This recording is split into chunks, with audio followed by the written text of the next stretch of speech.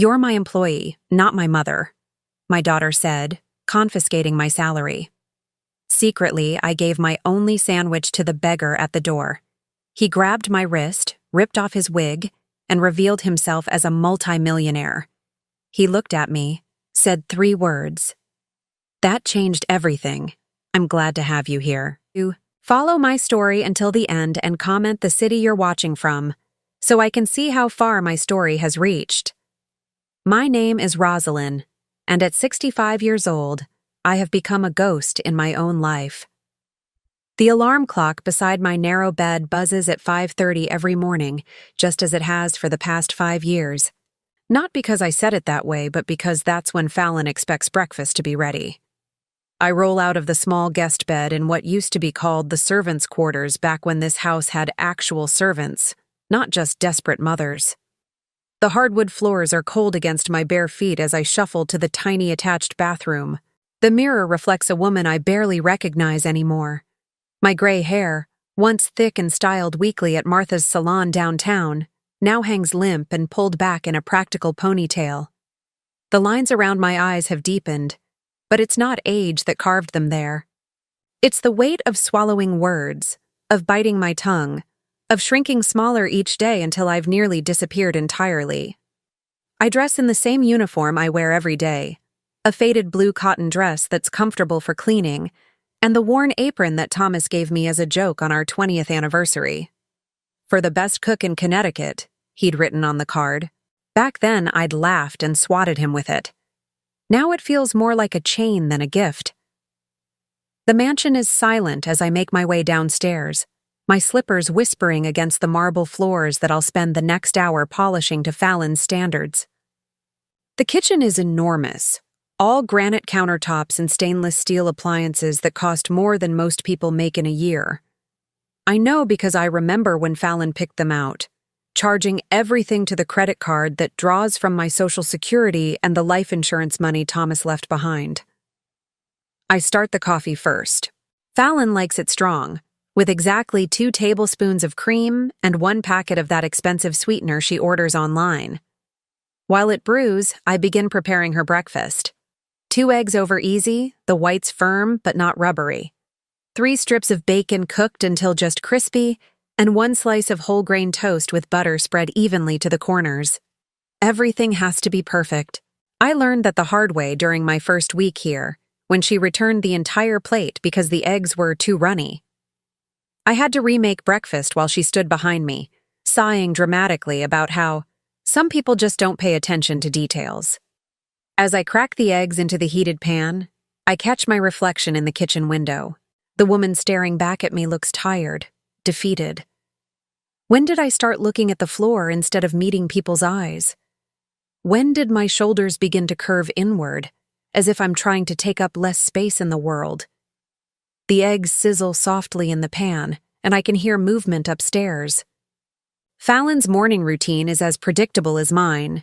Shower, blow-dry her hair, apply makeup that takes 30 minutes to perfect, then select an outfit from the walk-in closet that's larger than my entire room. She works from home now, something about consulting that seems to involve a lot of phone calls and very little actual work. I plate her breakfast just as her heels click against the stairs. She appears in the kitchen doorway at exactly 7 o'clock, dressed in a cream-colored blouse and tailored pants that cost more than I used to spend on groceries for a month. Her blonde hair is perfectly styled and her makeup is flawless. At 43, she's beautiful in that polished, untouchable way that money can buy. "Good morning," I say softly, setting her plate on the kitchen island where she always eats breakfast while scrolling through her phone. She doesn't look up. The coffee smells weak. I glance at the machine, knowing I made it exactly the way she likes it, the same way I've made it every morning for 5 years. I can make a fresh pot. No, it's fine. She cuts into her eggs with more force than necessary. I just don't understand why you can't remember something so simple. I busy myself at the sink, washing the pan I used to cook her breakfast.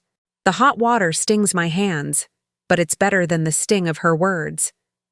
This is how our mornings always begin, with her dissatisfaction and my apologies for things that don't actually need apologizing for. "Oh, before I forget," she says, not looking up from her phone. "I transferred your allowance to the household account this morning. The utilities were higher than expected last month." My allowance. That's what she calls the $200 she gives me each month from my own Social Security check. The rest, along with the interest from Thomas's life insurance, goes toward household expenses. The mortgage on this house that I didn't choose to live in, the property taxes on land I don't own, the maintenance on a pool I'm not allowed to use because I might track dirt on the deck. "Of course," I say, because what else can I say? Where would I go with no money and no car?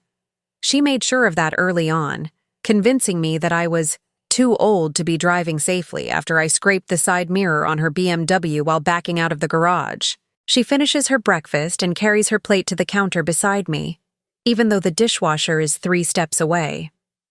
"I have a conference call at 9, so try to keep the noise down when you're cleaning. And can you pick up my dry cleaning this afternoon?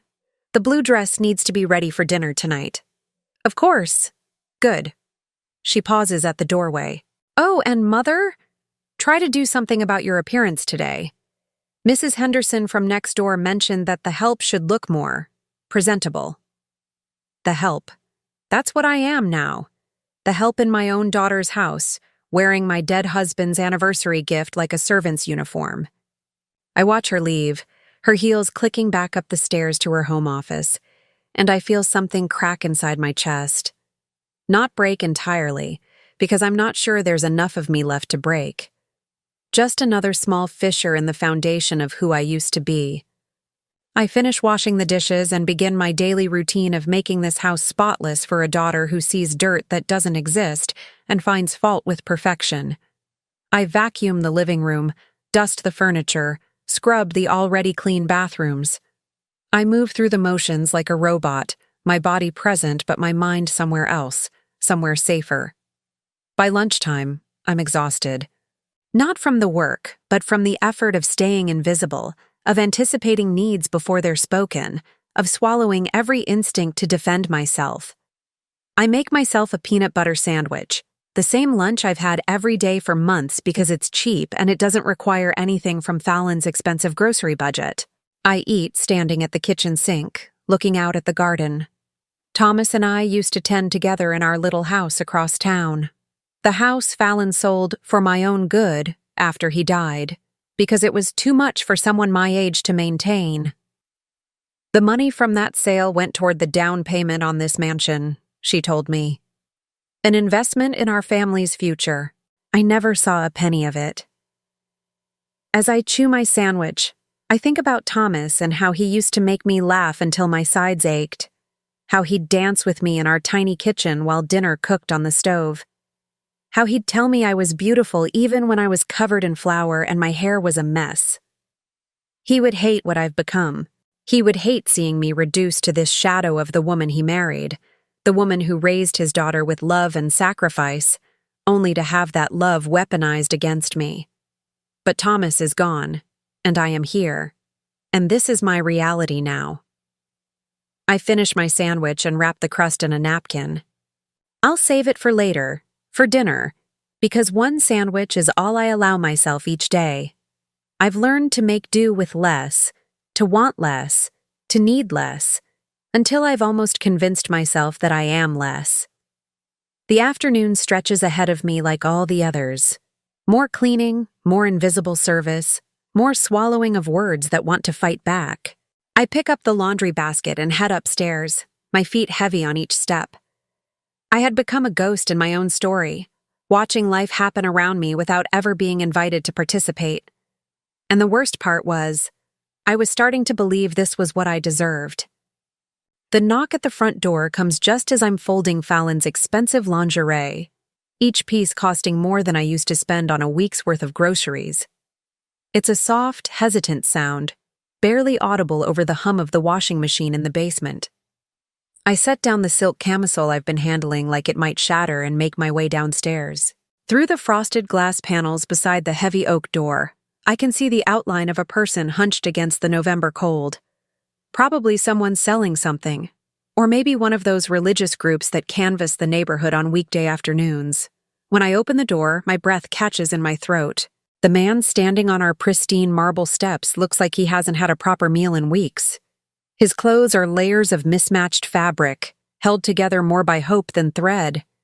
His hair is long and unkempt, hidden partially under a knitted cap that's seen better decades.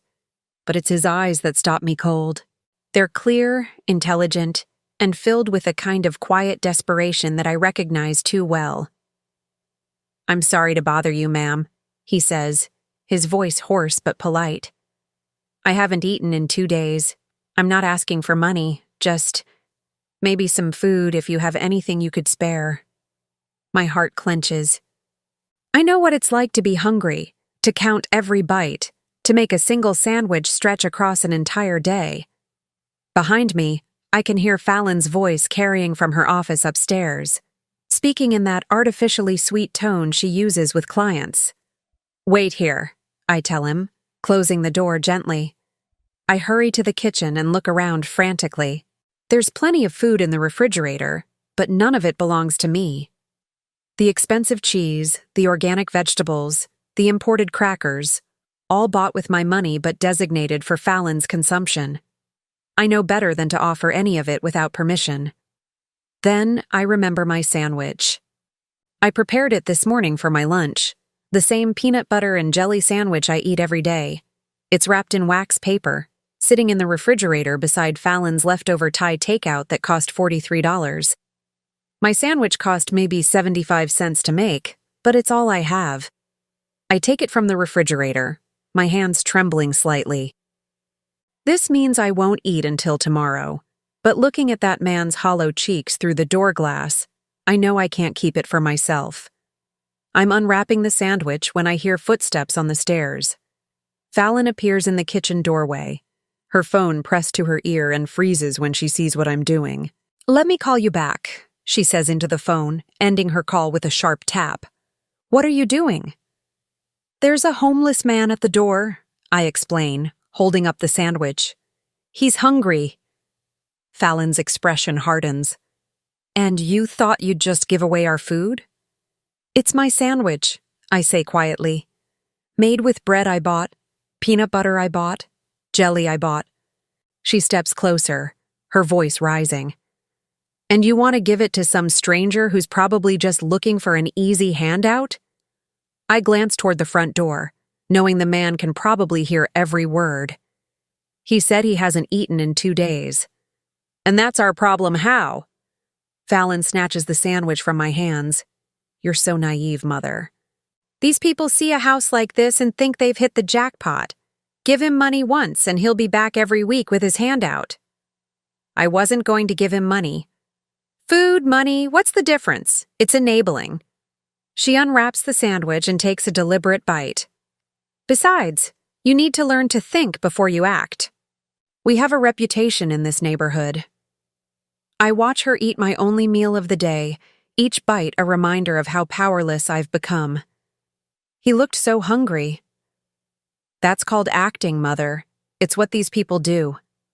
She finishes half the sandwich and tosses the rest in the garbage disposal. "Tell him we don't give handouts and close the door. And next time, don't answer it at all. That's what security systems are for."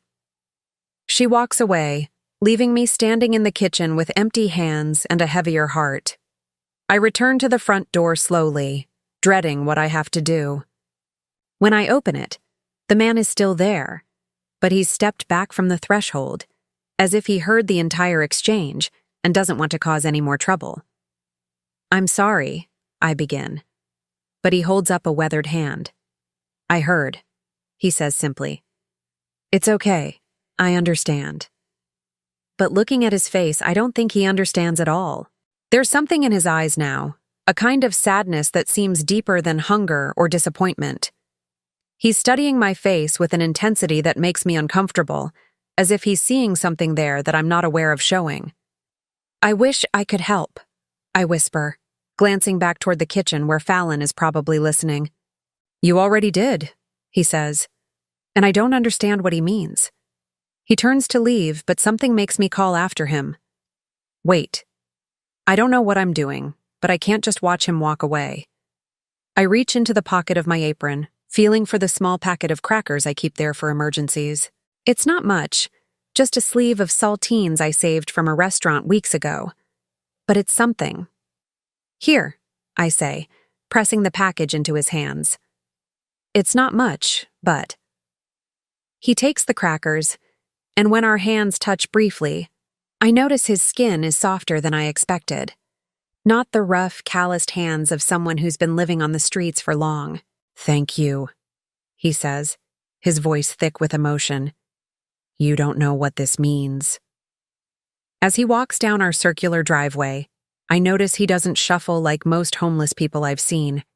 His gait is steady, purposeful, despite his obvious hunger. When he reaches the street, he turns back once and looks directly at me. Even from that distance, I can feel the weight of his gaze, as if he's memorizing my face. I close the door and lean against it, my heart pounding for reasons I can't explain. "I hope you're satisfied," Fallon says from behind me. I hadn't heard her approach. "You just encouraged a vagrant to think of this house as an easy target." I gave him crackers. "You gave him hope," she snaps, "and hope makes these people dangerous. They start thinking they deserve things they haven't earned." I turn to face her, and for a moment, something flickers inside me. Something that feels almost like anger. What have I done to deserve being spoken to like this? The question hangs between us, and I can see Fallon's surprise that I've actually challenged her. For a moment, I think she might soften, might remember that I'm her mother, not her employee. Instead, she laughs. It's a cold sound, sharp-edged and cruel. "You want to know what you've done?" she asks, stepping closer. "You've done nothing. That's the point. You've never accomplished anything on your own. Dad carried you for 30 years, and now I'm carrying you. You don't get to play Lady Bountiful with other people's resources when you've never earned a penny of your own." Each word lands like a physical blow. I open my mouth to defend myself, to remind her of all the jobs I worked to help put her through college, all the sacrifices Thomas and I made so she could have everything she wanted. But the words die in my throat. What's the point? She's rewritten our history so completely that my truth sounds like fiction even to my own ears. I just thought, that's your problem, Mother. You think too much about other people and not enough about reality. Reality is that you live here out of my generosity. Reality is that you eat food I provide, wear clothes I buy, sleep in a bed under a roof I pay for. Reality is that giving away what isn't yours to give makes you a thief, not a saint. The words echo in the marble foyer long after she's gone back upstairs. I stand there, absorbing the impact, feeling smaller and more insignificant than ever. I think about the homeless man, probably walking miles to find another door to knock on, another chance at compassion. I think about the gentle way he thanked me, the strange sadness in his eyes, the careful way he stepped back from our threshold to avoid causing trouble. Most of all, I think about what Fallon said, that I've never earned anything, never accomplished anything, never been anything more than a burden carried first by my husband and now by my daughter. As I climb the stairs to continue my cleaning routine, I wonder if she's right. Maybe I am just a useless old woman who should be grateful for the scraps of dignity she allows me to keep.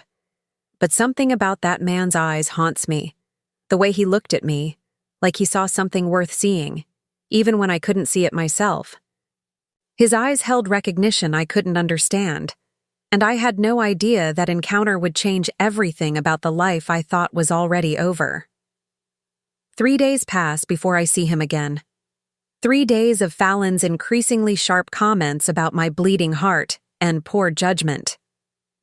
3 days of me replaying that moment at the door, wondering if I did the right thing or if I'm really as foolish as my daughter believes. I'm in the garden when he appears, pulling weeds from the flower beds that Fallon insists must be magazine perfect at all times.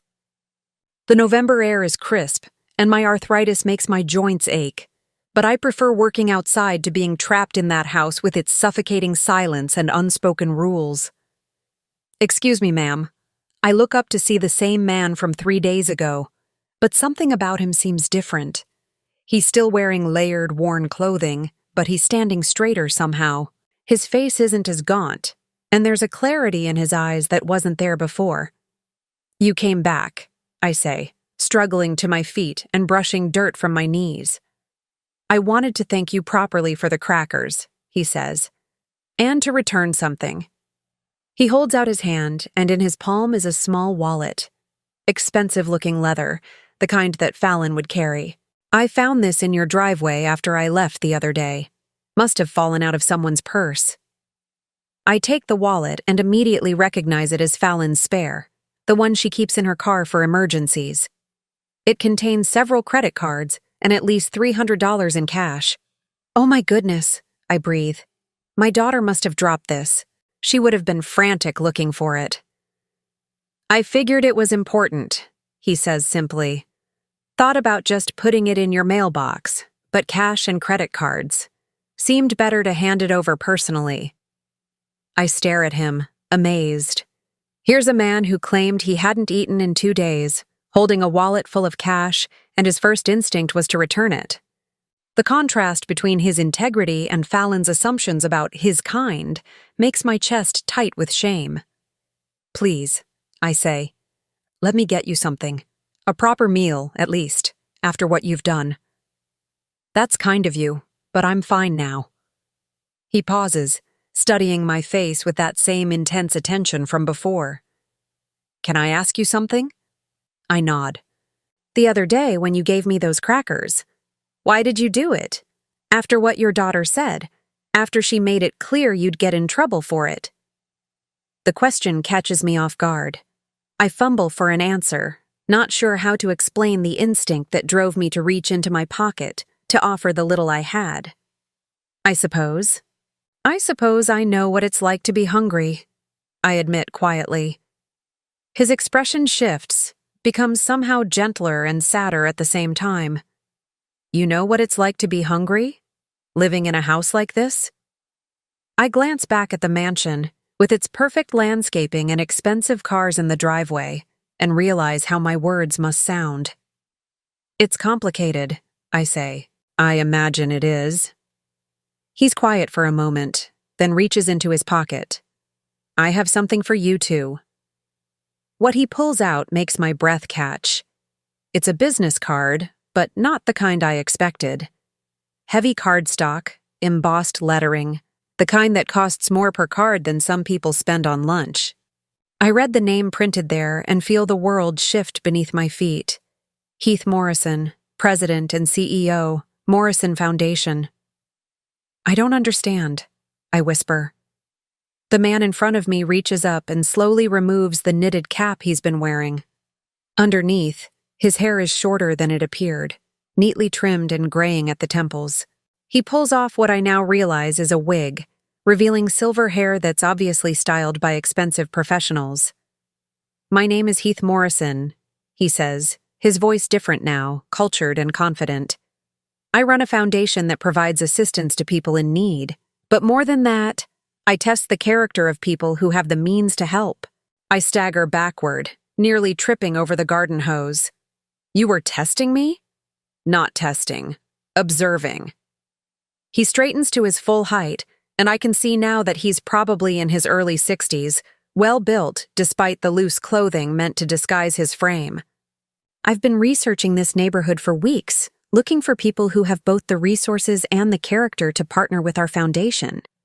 I expected to find entitled people who would slam doors in my face or call security. And instead I found you. His eyes are kind but serious. A woman living in $1 million house who gave a stranger her only meal, even after being told not to. A woman who risked punishment to show compassion. My head is spinning. But you said you hadn't eaten in 2 days. I lied about that part, he admits. But everything else? The gratitude, the recognition of what you sacrificed? That was real. I look down at the business card, trying to process what's happening. The Morrison Foundation. I've heard of it, seen their work featured in the news. They're one of the largest charitable organizations in New England, with an annual budget of millions of dollars. I still don't understand why you're telling me this. Heath Morrison looks back at the house, his expression darkening slightly. Because I also observed what happened after I left. I heard how your daughter spoke to you, how she dismissed your kindness as stupidity. I saw her throw away your sandwich and eat it herself. Heat floods my cheeks. You heard that? The acoustics in this neighborhood are excellent, he says dryly. And your daughter has a voice that carries. I want to defend Fallon, to explain that she's protective, that she worries about my safety. But the words won't come because we both know they'd be lies. She's not wrong about everything, I say instead. I don't have resources of my own. I can't be a partner to anyone's foundation. Heath Morrison smiles, and it transforms his entire face. Mrs. Grant, you just proved that resources aren't always measured in dollars. What I'm about to offer you might sound impossible, but I want you to hear me out. He reaches into his jacket and pulls out an envelope. Not the thin, cheap kind that bills come in, but heavy paper stock, the kind used for important documents. Inside this envelope is a job offer, he says simply. The Morrison Foundation is looking for someone to oversee our community outreach program. Someone who understands what it means to need help and what it costs to offer it. I stare at the envelope like it might explode. I'm 65 years old. I don't have experience in nonprofit work. You have experience in compassion. You have experience in sacrifice. You have experience in recognizing human dignity, even when others can't see it. He holds out the envelope. The position comes with a salary of $60,000 annually, full health benefits, and a housing allowance. $60,000. More money than I've seen in my own hands since Thomas died. More money than Fallon allows me to access in an entire year. I can't, I whisper. Why not? Because I struggle to find words for the cage that's been built around me so gradually I didn't notice the bars until they were locked. Because I don't have anywhere to live. Because I don't have a car. Because my daughter manages my finances and she'd never… Mrs. Grant. His voice is gentle but firm. You're not your daughter's property. You're a grown woman who has every right to make her own decisions about her life. I want to believe him, but the weight of 5 years of being told I'm incapable, incompetent, and dependent presses down on me like a physical force. She'll be furious, I say. Will she? Or will she be afraid? The question stops me cold. Afraid of what? Of losing control. Of having to take responsibility for her own life instead of using yours as a safety net. Heath Morrison's eyes are knowing, and I realize he's seen this dynamic before. Mrs. Grant, when was the last time you made a decision about your own life? I try to remember and come up empty. When to get up, what to wear, what to eat, where to go, when to speak. Every aspect of my existence has been dictated by someone else for so long that I've forgotten what it feels like to choose. I need time to think, I say finally. Of course. He hands me the envelope, and when our hands touch again, I notice that his are warm, steady, confident. But while you're thinking, consider this. You showed kindness to a stranger when it cost you something. That's not common. That's not ordinary. That's the kind of character we build foundations on. He starts to walk away, then turns back. Mrs. Grant, the offer expires in 1 week. Not because I don't want to give you time, but because opportunities like this don't wait forever. I watch him walk down the driveway, and this time his stride is different. Purposeful, confident, the walk of a man who owns companies and changes lives. At the street, he climbs into a black sedan that I swear wasn't there moments ago. I stand in the garden, clutching the envelope and business card, feeling like I've just been hit by lightning. Everything I thought I knew about my situation was wrong. The homeless man was a millionaire. My act of foolish compassion was actually a demonstration of character, and somewhere in this envelope is a key to a door I didn't even know existed. The front door of the house opens, and Fallon's voice cuts across the yard. "Mother, what are you doing out there? And who was that man you were talking to?" I slipped the envelope and business card into my apron pocket, my heart hammering against my ribs. "Just someone returning your wallet," I call back. "The spare one from your car." But as I walk toward the house, I can feel the weight of that envelope against my hip like a secret heartbeat. And for the first time in 5 years, I wonder if there might be another way to live. I wait until Fallon leaves for her book club meeting that evening before I dare to open the envelope. My hands shake as I break the heavy wax seal, and I have to sit down on my narrow bed to steady myself. The job offer is more detailed than I expected, typed on official letterhead that feels substantial between my fingers. Community Outreach Coordinator, Morrison Foundation. Salary, $60,000 annually. Benefits include health insurance, dental coverage, vision care, and a retirement contribution plan. Housing allowance, $1,200 monthly, $1,200 just for housing. That's almost as much as my entire Social Security check. But it's the handwritten note attached to the formal offer that makes my breath catch. Mrs. Grant, there's something else you need to know about why I approached you specifically. It has to do with your late husband, Thomas. If you're willing to take the job, I'll explain everything. You deserve to know the truth about the man you married and the legacy he left behind. H.M. Thomas. My heart pounds as I read the words again. What could Heath Morrison possibly know about Thomas that I don't know myself? We were married for 39 years. I thought I knew everything about the man who shared my bed, my dreams, my life. I fold the papers carefully and slide them back into the envelope, hiding it beneath the stack of old photographs I keep in my nightstand drawer. Photos of Thomas and me when we were young and poor and happy. Photos of Fallon as a baby, when she still looked at me like I was her whole world. Sleep doesn't come easily that night. I lie awake staring at the ceiling, wondering what secrets Thomas might have kept from me. What connection he could possibly have to a man like Heath Morrison. The next morning, Fallon is in an unusually good mood. She actually says please when asking me to iron her blouse, and she doesn't criticize my coffee. It makes me nervous.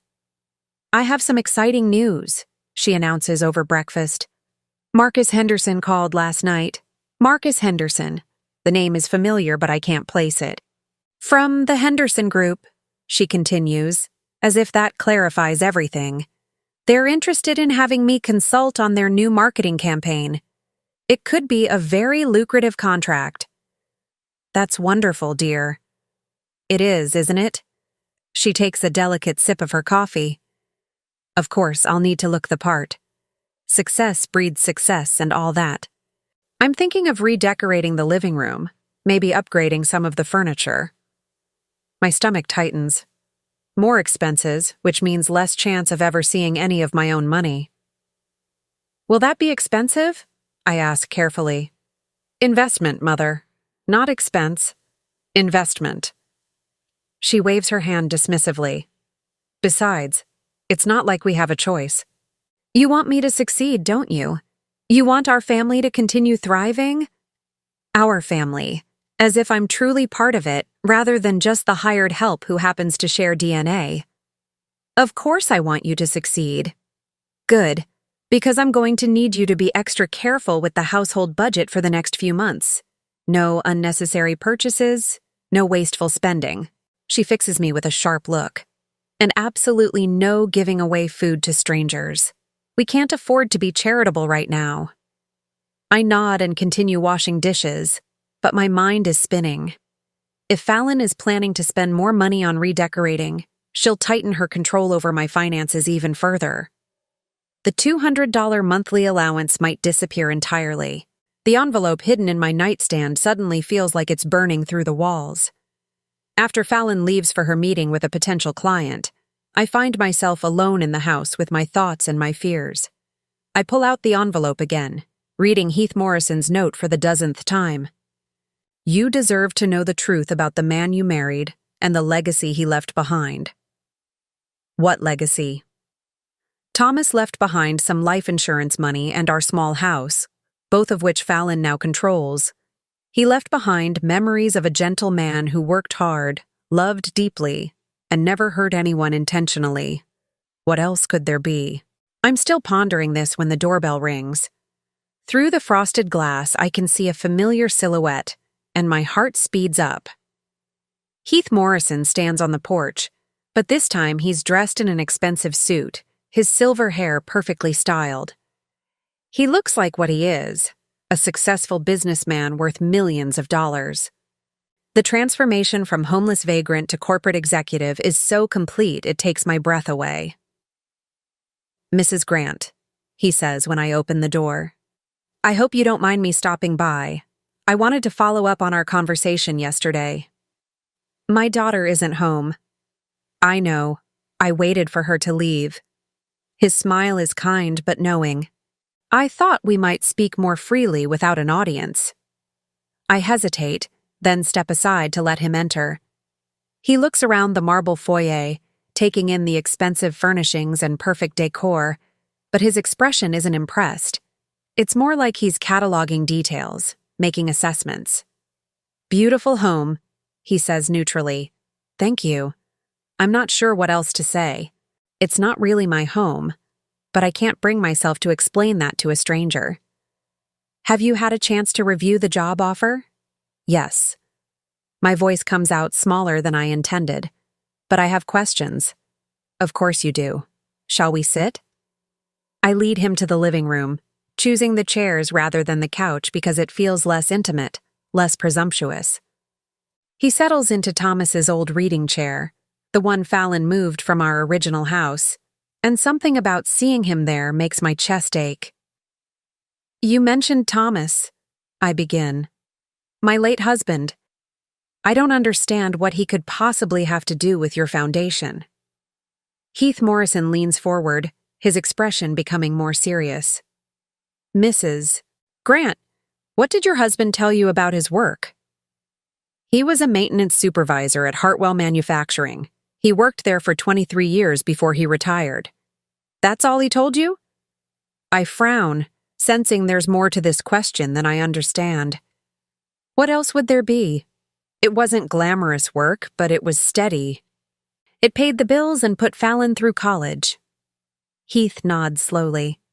Thomas was indeed a maintenance supervisor, but what he didn't tell you was that in 1997, he prevented what could have been a catastrophic industrial accident. My heart stops. What? There was a chemical leak in one of the processing plants. A small one at first, but Thomas recognized the signs of what could become a major explosion. Instead of evacuating himself, he stayed behind to manually shut down the systems and contain the leak. I stare at him, trying to process this information. Thomas never mentioned anything like that. He wouldn't have. According to the incident report, he refused all publicity, all recognition. He just did what needed to be done and went back to work the next day like nothing had happened. But how do you know about this? Heath Morrison's expression grows softer, more personal. Because I was the plant manager that day, Mrs. Grant. I was 28 years old, fresh out of business school, completely unprepared for an emergency of that magnitude. Your husband saved not just the plant, but my career, my future, possibly my life. The world seems to tilt around me. You knew Thomas? I knew him, I worked with him, and I owed him a debt I never got the chance to repay. His voice becomes thick with emotion. Thomas Grant was the most decent man I ever met. He taught me more about leadership and character in one afternoon than 4 years of Harvard Business School ever did. I feel tears starting in my eyes. Why didn't he ever tell me? Because that's who he was. He didn't do good things for recognition or reward. He did them because they were right. Heath reaches into his jacket and pulls out a folded piece of paper. This is a copy of the commendation letter the company wrote. Thomas refused to accept it publicly, so they filed it away. I kept a copy all these years. With trembling hands, I unfold the paper and read the official letterhead of Hartwell Manufacturing. The letter describes Thomas's extraordinary courage and quick thinking that prevented potential loss of life and millions of dollars in property damage. It recommends him for the company's highest civilian honor. He never got this? He refused it, said he was just doing his job. Heath's voice is gentle. Mrs. Grant, I've spent the last 26 years building a foundation dedicated to helping people in need. Every dollar I've earned, every life we've touched, every family we've helped. It all traces back to that day when your husband showed me what real character looks like. I'm crying now, tears sliding down my cheeks as I try to reconcile this heroic stranger with the quiet man who used to bring me coffee in bed every morning. When I heard he had passed away, I tried to find you, Heath continues. I wanted to tell you what he meant to me, what he meant to the world. But your daughter had moved you here, and all the contact information I had was outdated. So you tested me instead. I observed you, and what I saw was Thomas Grant's wife, showing the same quiet courage, the same instinctive compassion that he showed me all those years ago. He leans forward, his eyes intense. Mrs. Grant, I'm not offering you a job out of charity or obligation. I'm offering it because you have exactly the kind of character our foundation needs. The same character that made your husband a hero. I fold the letter carefully, my hand still shaking. I still don't understand why he never told me about this. Because heroes rarely recognize themselves as such. They just see problems that need solving and do what they can. Heath pauses. But there's something else, Mrs. Grant. Something that might help you understand why this job offer is so important. What? Thomas tried to contact me about 6 months before he died. He left several messages at my office, said he needed to discuss something important about his family's future. But I was traveling extensively that quarter, and by the time I got his messages and called back, he had already passed away. My heart clenches. He was trying to reach you? I believe he was worried about what would happen to you after he was gone. I think he wanted to make sure you'd be taken care of, but he ran out of time. The words hit me like a physical blow. Thomas had been trying to secure my future, trying to make sure I wouldn't end up trapped and dependent. He had known somehow that I would need help, and he had reached out to the one person he trusted to provide it. So, this job offer is what Thomas would have wanted for you. Independence, dignity, the chance to use your gifts to help others. Heath's voice is firm. Mrs. Grant, your husband saved my life. Let me honor that by offering you the chance to save your own. I sit in silence, holding the commendation letter, feeling the weight of 26 years of gratitude and grief. Thomas had been a hero, and I had never known. He had tried to protect my future, and I had never known that either. But now I know, and Heath Morrison is offering me the key to the life Thomas wanted me to have. My husband's secret could finally set me free, if I have the courage to take it. I spend 3 sleepless nights thinking about Heath Morrison's offer, about Thomas's hidden heroism, about the life I could have if I found the courage to reach for it.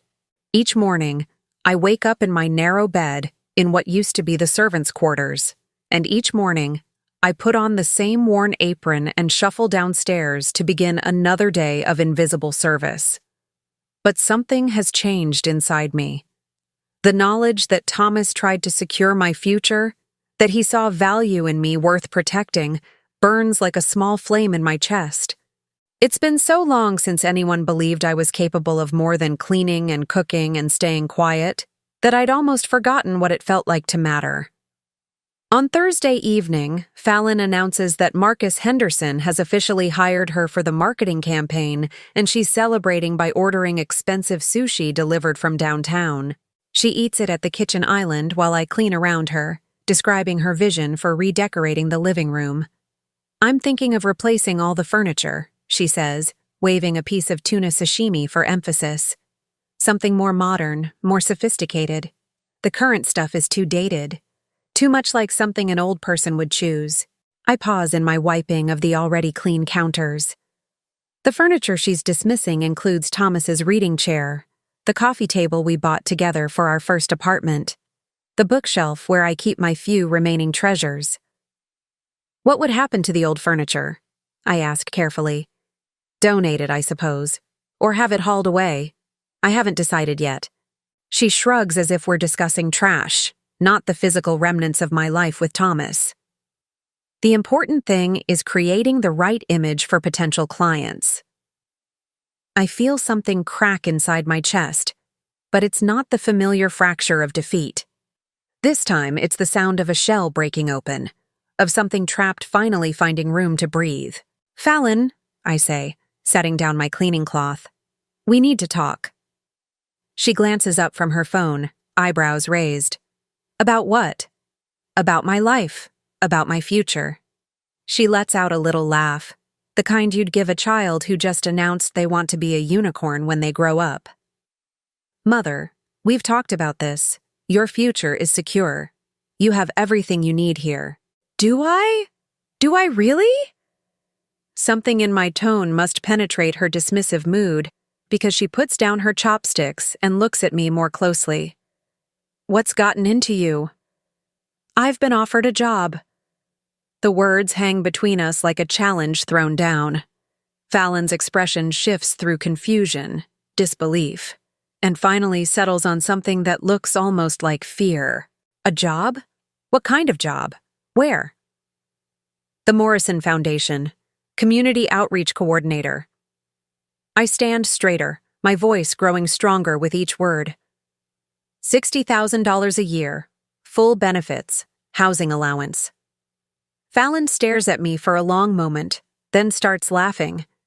Not the polite social laugh she uses with clients, but something harsh and desperate. The Morrison Foundation? Mother, do you have any idea how ridiculous that sounds? They're one of the most prestigious charitable organizations in New England. They don't hire 65-year-old women with no experience. They hired me. No, they didn't. Someone is playing a joke on you or trying to scam you or... She stops mid-sentence, her expression shifting. Wait. This is about that homeless man, isn't it? The one you gave food to. I meet her gaze steadily. Yes. I knew it. I knew he was trouble. She stands up abruptly, beginning to pace. He's obviously running some kind of con, targeting vulnerable elderly people. Mother, you can't be this gullible. Heath Morrison isn't running a con, Fallon. He's the president and CEO of the foundation, and he knew your father. That stops her cold. What? Thomas saved his life 26 years ago. Heath has been looking for me since Thomas died, trying to honor a debt he feels he owes our family. I can see Fallon's mind racing, trying to find holes in the story, ways to discredit what I'm telling her. Even if that's true, which I doubt, you can't seriously be considering this. You have no experience in nonprofit work. You'd be lost, overwhelmed, probably fired within a month. Maybe. But that would be my choice to make. Your choice? Her voice rises sharply. Mother, you haven't made a competent choice about anything in 5 years. Your judgment is clearly compromised. This proves it. The words are meant to wound, to remind me of my place, to shrink me back down to the manageable size she requires. But instead of cowering, I feel that small flame in my chest grow brighter. You're right, I say quietly. I haven't made choices in 5 years, because you haven't let me. I haven't let you? I've protected you from making mistakes that would hurt both of us. No, Fallon, you've controlled me because it's convenient. Because having me here means you don't have to pay for housekeeping or cooking or home maintenance. Because you can use my Social Security and Thomas's life insurance to fund your lifestyle while giving me an allowance like I'm a child. Her face flushes red. How dare you, after everything I've done for you, everything I've sacrificed? What have you sacrificed? The question comes out sharper than I intended, but I don't apologize. What exactly have you given up by having me here? She sputters for a moment, clearly not expecting the challenge. I've given up my privacy, my independence. I've taken on the responsibility of caring for you when I should be focused on building my career. Caring for me? When have you cared for me, Fallon? When have you asked how I'm feeling, what I need, what I want? When have you treated me like your mother instead of your employee? That's not fair, isn't it? I move closer to her, and for once, I'm not the one stepping back. Tell me, when was the last time you asked me about my day? When was the last time you thanked me for anything I do around here? When was the last time you said you loved me without following it with a request for something? She opens her mouth, then closes it again. The silence stretches between us, filled with 5 years of unspoken resentments and unacknowledged hurts. This is exactly what I mean, she says finally. You're being emotional, irrational. You're proving that you need guidance, not independence. No, Fallon, I'm proving that I still have a voice, even after you've tried so hard to silence it. I turn toward the stairs, but her next words stop me cold. If you take this job, don't expect to come crawling back here when it doesn't work out. I turn around slowly, studying her face. There's panic there, beneath the anger and indignation. Real fear. Is that a threat? It's reality. You walk out on this family, on everything I've done for you, and you're on your own. Completely. For a moment, the old fear rises in my throat. The terror of being alone, homeless, destitute. But then I remember Heath Morrison's words, Thomas's hidden heroism, the job offer that represents not just employment, but dignity restored. You're right, I say calmly. I would be on my own. For the first time in 5 years, I would be responsible for my own decisions, my own mistakes, my own successes. You'll fail. Maybe. But at least I'll fail as myself, not as some shadow of who you think I should be. I head for the stairs again, but this time she doesn't try to stop me with words. Instead, she follows me, her heels clicking against the marble like angry exclamation points. Mother, wait. You're upset. You're not thinking clearly. Let's discuss this rationally tomorrow, when you've had time to calm down. I pause on the bottom step, gripping the banister. I've been calm for 5 years, Fallon. I've been quiet and grateful and accommodating. I've made myself so small that sometimes I forget I exist at all. That's not true, isn't it? When was the last time I laughed out loud? When was the last time I sang in the shower or danced in the kitchen or did anything that made noise, that took up space, that reminded the world that Rosalind Grant is still here? She doesn't answer, and in her silence, I hear the truth we've both been avoiding. I'm taking the job, Fallon. You can't. I can, and I will. I turn to face her one last time. I'll be gone by the weekend. Where will you go? You don't have a car. You don't have money. Mr. Morrison is providing temporary housing until I find a permanent place, and I do have money. My Social Security, Thomas's life insurance benefits, the proceeds from our house sale. All of it legally mine, all of it currently controlled by you. Her face goes pale. You can't just take that money. It's invested. It's tied up in your mortgage, in your lifestyle, in your comfort. I nod. I know. But it's still mine, Fallon. And I'm taking it back. For the first time in our entire conversation, she looks truly frightened. Please don't do this, she whispers. Please don't leave me. The words might have broken my heart a week ago. They might have sent me rushing to comfort her, to reassure her that I would never abandon my own daughter. But now I hear what she's really saying. Please don't stop funding my life. I'm not leaving you, Fallon. I'm finally choosing me. I climb the stairs to my small room, feeling lighter with each step. Behind me, I can hear her starting to cry, but they're not tears of grief or regret. They're tears of frustration, of lost control, of a plan that's falling apart. In my room, I pull out the envelope containing Heath Morrison's job offer and read it once more. Tomorrow, I'll call him and accept. Tomorrow, I'll begin the process of reclaiming my life. For the first time in 5 years, the decision was mine alone, and it felt like coming back to life. 6 months later, I wake up in my own bed, in my own apartment, to the sound of my own alarm clock. Not because someone else expects breakfast at 7 sharp, but because I choose to start my day early. The morning light filters through curtains I selected myself, in a color I love. Soft lavender, like the sachets I used to keep hidden in my old room. My apartment isn't large, but it's mine. 1 bedroom, 1 bathroom, a kitchen just big enough for one person who enjoys cooking again, and a living room where I can read Thomas's books without fear of someone telling me I'm taking up too much space. The Morrison Foundation's housing allowance covers the rent completely, leaving my salary free for things I'd forgotten I could want: fresh flowers for the kitchen table, good coffee beans, books I choose for myself. I make my coffee slowly, savoring the ritual of it. No one is waiting impatiently downstairs. No one will criticize the strength or temperature. If I want to add a splash of vanilla cream and real sugar instead of artificial sweetener, I can. These small freedoms still surprise me sometimes. My reflection in the kitchen window shows a different woman than the one who used to shuffle through that marble mansion in worn slippers and a faded apron. My hair is shorter now, styled at a real salon instead of trimmed with kitchen scissors.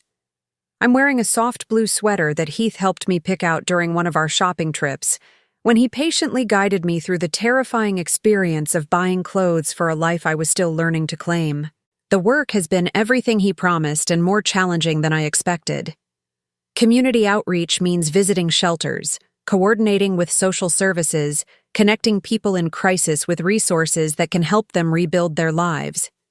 It means seeing poverty and desperation up close, but also witnessing the incredible resilience of the human spirit. Yesterday, I helped a young mother named Sarah find emergency housing after her abusive boyfriend kicked her and her 2 children out of their apartment. The fear in her eyes reminded me of something I recognized but had never named in myself: the terror of being completely dependent on someone else's mercy. "I don't know how to do this alone," she had whispered, clutching her sleeping baby while her 4-year-old son clung to her leg. "You're not alone," I told her, and meant it. There are people who want to help, who understand what you're going through. You just need to know where to find them. As I helped her fill out the paperwork for emergency assistance, I realized I was doing more than my job. I was living out the lesson Thomas had taught Heath Morrison 26 years ago, that sometimes the most important thing you can do is simply show up when someone needs help. The phone rings as I'm finishing my breakfast, and I smile when I see Heath's name on the caller ID. "Good morning," I answer. "Good morning, Rosalind. I hope I'm not calling too early." I glance at the clock. 7:45. 6 months ago, I would have been halfway through my morning cleaning routine by now, invisible and silent in someone else's house. Not too early at all. What can I do for you? Actually, I was hoping you might join me for lunch today. There's something I'd like to discuss with you. My stomach tightens slightly. In the past, unexpected requests for meetings usually meant criticism, correction, or additional unpaid responsibilities. But Heath has never been anything but straightforward with me. "Of course. Is everything all right?" "More than all right. I'll explain when I see you." We arranged to meet at a small cafe near the foundation offices, the kind of place where they know your order after you've been there twice. It's become one of my favorite spots, partly because the waitress, Maria, reminds me of myself at her age, working hard, doing her best, deserving of respect and kindness. I arrive a few minutes early and choose a table by the window. The autumn light is golden, and I watch people walking past on their way to jobs and appointments and lives that belong to them. 6 months ago, I had no idea what it felt like to be one of those people. Heath arrives precisely on time, as always, and settles into the chair across from me with a smile that seems particularly bright today. "You look well," he says, and I can hear the genuine warmth in his voice. Over the months, our relationship has evolved from professional courtesy to something that feels like friendship. he's never made me feel like a charity case or a debt being paid. He treats me like a colleague, a partner in the Foundation's work. I feel well, I reply, and realize it's true. Better than I have in years. I can see it. There's something different about you today. I consider this. I helped a young mother yesterday, Sarah. She reminded me of myself, actually. Trapped, dependent, afraid to hope for anything better. I pause, choosing my words carefully. I realized that 6 months ago I could barely help myself. Now I'm in a position to help other people change their lives. Heath nods, his expression thoughtful. That's actually related to what I wanted to discuss with you. Maria appears to take our orders, and I notice Heath waits until she's gone before continuing. Whatever this is about, it's important. Rosalind, I've been watching your work these past 6 months. The way you connect with clients, the way you handle crisis situations, the way you've grown into this role. He leans forward slightly. I have a proposition for you. My pulse quickens. What kind of proposition? The Foundation Board has approved funding for a new program. We want to create a safe house specifically for women over 50 who find themselves displaced from their homes due to family exploitation or abuse. He pauses, letting the words sink in. We need someone to run it, someone who understands what it's like to be in that position. I stare at him, processing what he's suggesting. You want me to run a safe house? I want you to create something that could have existed for you 6 months ago. A place where women like Sarah's mother, like yourself, can find not just temporary shelter, but a path to genuine independence. The magnitude of what he's describing takes my breath away. Heath, I don't have experience running programs like that. I've only been doing this job for 6 months. And in those 6 months, you've shown more insight and compassion than people who've been in this field for decades.